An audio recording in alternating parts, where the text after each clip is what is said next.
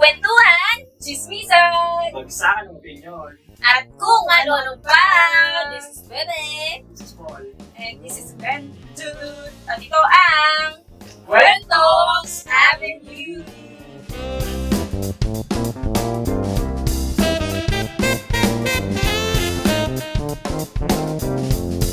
Okay. Anong topic natin for today's video?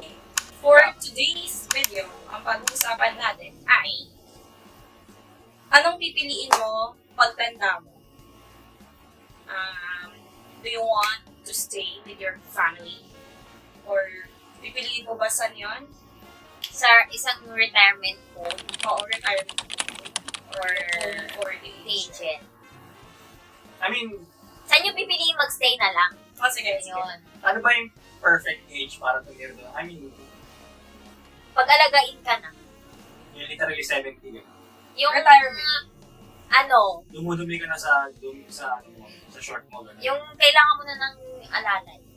Kapag in every, And every kapag physical kailangan mo na lang aspects. may umaalalay sa'yo. Bagay. Pag kailangan mo na ng assistance sa lahat ng mga daily needs. Oo. Okay. Sige. Pagpunta ng bahay. Ikaw ba, Paul? So, ako na Ako, kung kailangan, gusto ko siguro siyempre sa family. I mean, hindi ko naman inaano yung tradition ng Filipinos, pero yun kasi, di ba, yung nagiging culture ng Pilipino na pagtanda mo yung dapat sa mga anak mo, gano'n. Tama ba ako? Preference mo Nasa culture natin. Oo, Oo. yung nasa culture. Mag-extend yung family Oo. natin. I mean, siguro, mas masaya. At the same time, mas mahalagaan ako. Mahalagaan ako. Kasi nga, syempre, kailangan mo ng mga needs. Once, especially yung money. Siguro kung hindi ka naman malaki ng pension or something, na kailangan mo ng pera, talagang kakailanganin mo ng someone na mag-aalaga sa'yo. At- In which is, ang better option is family. At iba din yung comfort. Diba? Oo, sure. Diba? Comfortable. Well, sa akin naman, personally, although gusto ko yung idea talaga to stay with my family as long as I can, pero I don't want to be a burden. Ganun na yung medyo nakikita ko kasi pag matanda na ako. So, Kung papipiliin ako, gusto ko na lang din mag-stay doon sa kayang i-cater lahat ng needs ko. So, yung mga retirement homes. Yun din yung reason kung bakit ako nagpe-prepare talaga ng mabuti sa retirement. wow. Kaya Sana nagpe-prepare. all. Parang at least, sa 25 ako talagang, 25? inisip ko Ilang taon ka na, na ngayon? hindi ko alam. So, inisip ko na agad, paano ako pagtanda ko? Or, madami kasi possible na mangyari. Pwedeng, actually, kayo, di ba kayo na talagang mag-isa ako. Possible din na hindi naman ako magkaroon ng family in the future. Kaso, follow ako dito. Right? Mm-hmm. So, yun lang. Ayoko maging burden, kaya I will choose to stay in a retirement home. At, yun. Basta yun. So, yun yung option. I choose. Ako, ang choice ko is same with Vince, which is to stay in our retirement home. Bento. Okay. So, ayun. Ako kasi, same din sa reason niya, I don't want to be a burden. So, eto kasi, hindi lahat na pareho natin mag-isip na aalagaan natin. Diba? Pag tayo aalagaan natin yung mga parents natin, pagtanda nila, hindi tayo sure kung ganun yung isip ng mga generation, next generation natin. Lalo na namo-modernize na lahat ngayon. So, wala tayong assurance na kahit palakihin pa natin ng maayos yung mga anak natin is ganun din yung mindset nila na aalagaan tayo. Siyempre, maunawaan mo magsasariling family yan. Magaganito yan. Baka hindi pa enough Oo, hindi enough yung pera nila. Alam naman natin na ang pagiging matanda, medyo costly yan kasi nandiyan na yung mga sakit and all, hindi na rin masyadong, lalo na kapag kunyari, yun nga, hindi na masyadong nakakaambag sa financially and yun, retired na nga, so hindi na nagtatrabaho. So, ayun, very important din sa akin. So, sineset ko yan sa mind ko na mag-start din ng yung parang mag-ipon para sa retirement ko. So, gusto ko rin na, kasi ang mahal ng ng fee sa retirement ko. Magkano? Depende. Depende, no? Parang gusto ko rin magbago ng sagot. So, nung nakaraan, napag-usapan namin yan ng friend ko. Nag-search siya parang 100K. 100K a month. Sobrang mahal. Dito sa Philippines. Dito lang yan sa Philippines, oo. So, Meron talaga retirement dito na. oo, di ba may mga caregiving? Yung isa sa wala 100,000. sa bahay ni Maria. Doon napunta yung mga students. Tapos, di ba, meron din namang mga public. Siyempre, mas maasikaso ka sa private.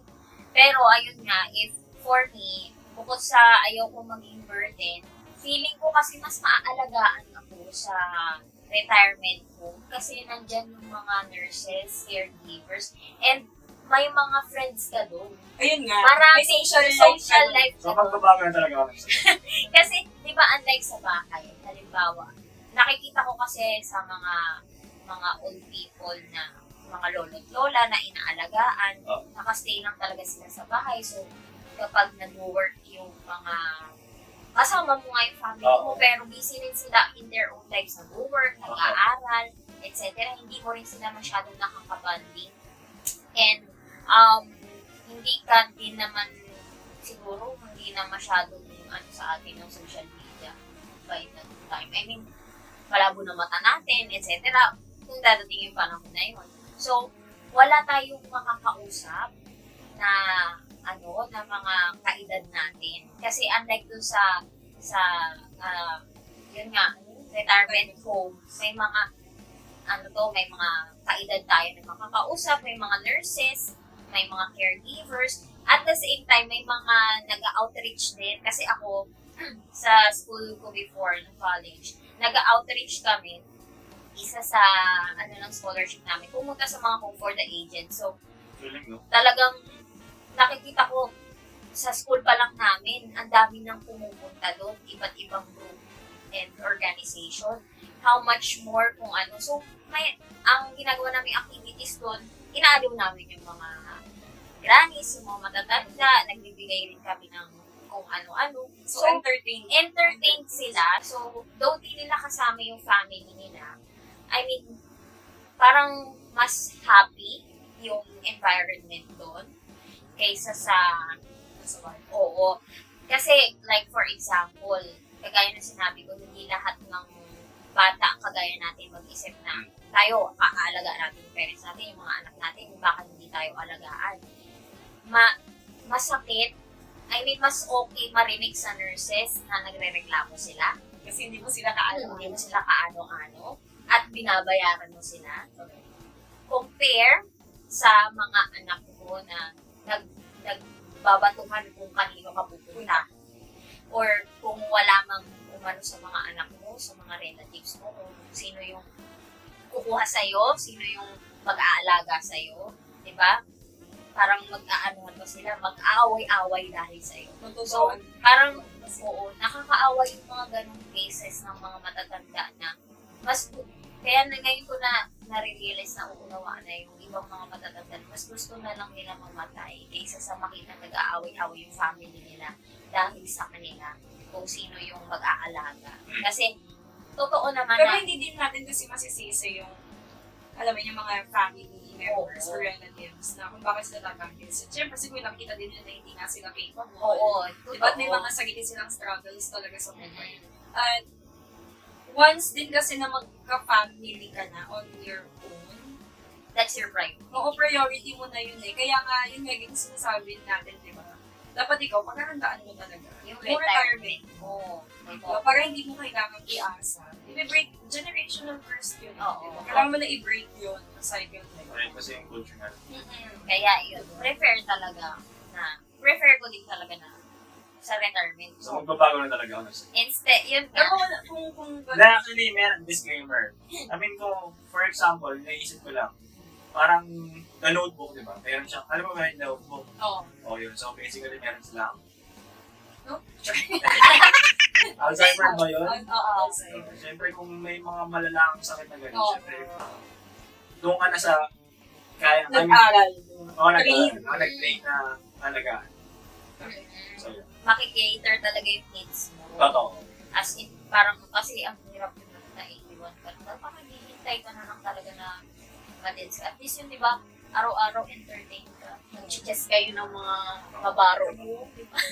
Nakikita ko kasi yun sa mga retirement, nag-chess sila, nag-kwentuhan, tapos yung iba, kapag may mga visits nga na katulad ng mga outreach, kineme, kakwentuhan nila yung mga bata. Pero ang hirap dito sa Philippines. Kasi pag ginawa mo yun, wag ang sama-sama mong di ba? Ang sama-sama Ayaw. mo talaga mo. Di ba? Kaya nga ikaw na mismo mag-choice ka na, Magpusa uy anak, Kasi mga ka-generation namin dyan na nagkakaroon ng family ng sarili nila. At sa Oh, mga susunod mag-prepare pa ng mga tayo generations, please let's prepare for our retirement. retirement. Para hindi na Habang siya bata pa tayo. So, wag na natin sisihin yung mga parents natin. Talagang alagaan natin yun. Pero sa inyo, sa sarili nyo, if dumating kayo dun sa point na kayo na mismo ang matanda, Iniisip ko na. kailangan natin mag-prepare para doon. Uy, ang gaganda ng retirement home sa ibang bansa. Parang isang community sila pwedeng mag-bike-bike, parang Yes. hotel yung ID. Parang, saan ba yun sa Greenland? Basta sa Europe sa Kasi gusto ko ulit, tumira na mag-isip. Actually ako din. pag managdan. Oo. Oo, pwede din naman. Diba? Hindi nga, Nakasama tayo, Besh. ang pwede din yun. Ang inaano kasi doon, kapag hindi mo na kaya yung sarili mo. Tapos mag-hire tayo ng nurse. Sa bahay namin. Tapos hugasan yung puwet Puwet niya. na. At least, di ba, pagkuha natin ng retirement fund natin, isipin na lang natin kung mauubos mo natin siya bago tayo mag-ends. Totoo. Kaya, more insurance for Chenes. Brought you by. For like, you I believe. Sorry. Ayun, no? So, narinig nyo na yung mga comments namin, mga answers namin. Kung Oo, yung ano ba yung pipiliin natin. disclaimer lang, yung answers namin, it does not mean na hindi namin Alagaan. alagaan yung parents namin. That's our preference for ourselves kapag nandun na kami sa age na hindi na namin kayang kaya yung sarili namin. Siguro ang sagot ko kanina is, kung kaya ko pa. Oh. Dahil narinig ko yun sa mga sagot nyo. So, Tsaka kung i-offer din mo ng family mo, di ba? May mga ganun talaga eh. Gusto kasi nila. Gusto nila. So, like, I mean, and sobrang- it's okay kung hindi din nila gusto. At saka yun nga, di ba, dahil mahal, hindi Yun na talaga yung afford minimum, talaga ang minimum hirap. price mo. Though may mga 100. public din May talaga public. dito sa Philippines. Pero di mo alam kung anong application, anong qualification nun. Baka mamaya dapat kailangan talagang divergent, indigent guys. All talagang may mga matinding screening. So, ayun. Kaya, minsan, maganda din sa ibang bansa kasi ang ganda ng retirement homes nila eh. Talagang, Tara na. Let's go, guys. wait, ano talaga sa Australia or nakita ko tsaka sa Greenland. Basta Basta sa Europe, Ay, parang ano, Hindi ako. parang community talaga na ano. Oh, parang yung ano. Ganda-ganda. Oh, yung maganda nga yung mga ganun. Diba? Saan ba yung may magandang kulungan? Kulungan. sa Finland, yung nagsasara yung ano. Yung parang Kasi wala yung kayo. Wala. Mababa yung price. Oo, nagsasara doon yung mga kulungan. Yun yung mga ganun. So, Ayun, so kayo ba, anong gusto Preference niyo? nyo? Preference nyo? Gusto nyo bang magstay sa home for the aged or mga retirement homes? Or do you want to stay with your family? kung kayo lang papipiliin, syempre okay lang kahit walang pera or wala. I mean, ano lang yun, parang opinion nyo lang. Yes. Hindi naman Walang sinabi, pwedeng sagot. Oo. hindi naman sinabi na porke pinili namin na may retirement na sa Kasi marami retirement kaming kami, pera. doon na kami pupunta or diba? Ano Siyempre, magbago yung ihip ng hangin. Okay. oo, baka Hindi sabi. hindi din namin afford to, di ba? Charot. Ayun So, lang. So, Paki-comment na lang, no, kung ano din yung makasagot ninyo dun sa question natin na o anong pipiliin nyo sa mga retirement homes ba or mag-stay kayo sa family ninyo. Yes. Okay? Okay, kami nga pala. Kami nga pala ang tropa nyo, mahiling mag-chismisan. At magkwentuhan. Ako si Bebe ulit. Ako nga pala si Juan.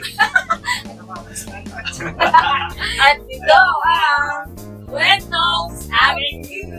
Bye-bye! Please like, subscribe, share, and Please share, please subscribe. Bye-bye!